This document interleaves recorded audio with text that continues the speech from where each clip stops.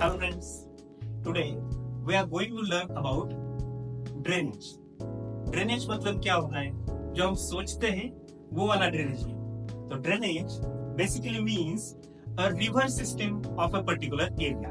तो किसी भी एरिया का एक रिवर सिस्टम जो होता है उसको ड्रेनेज बोलते हैं। तो रिवर सिस्टम क्या होती है? हम लोगों को पता है कि रिवर एक ऊंची जगह से स्टार्ट होती है, लाइक माउंटेन, हिल्स, प्लेटू, यहाँ से स्टार्ट होती है। फिर तो क्या बोलते हैं हम?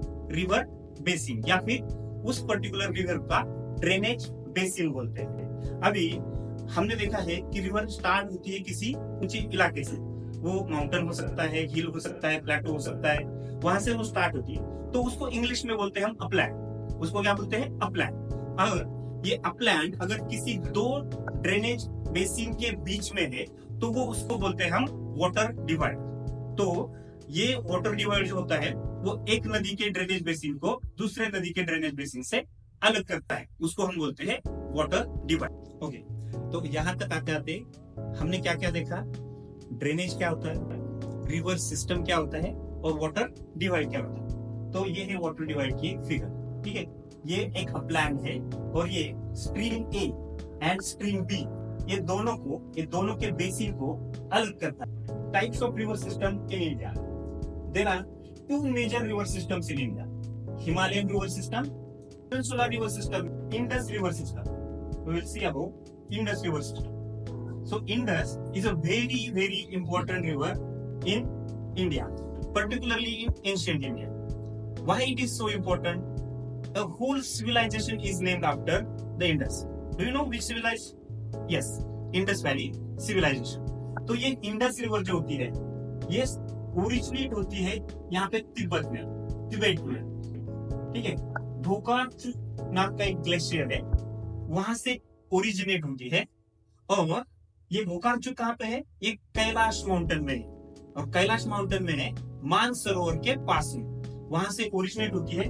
फिर ये ऐसे ही नॉर्थ वेस्ट डायरेक्शन में फ्लो करती है।